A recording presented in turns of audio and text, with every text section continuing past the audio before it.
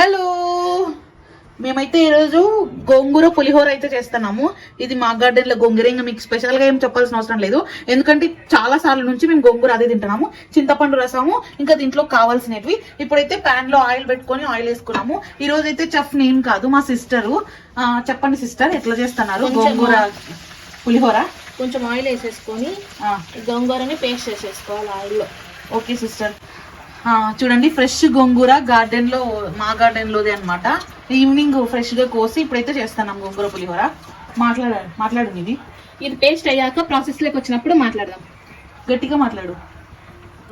ఇదైతే ఫస్ట్ మనం బాగా వేయించేసుకోవాలన్నమాట. దీన్ని పేస్ట్ చేసేసుకోవాలా.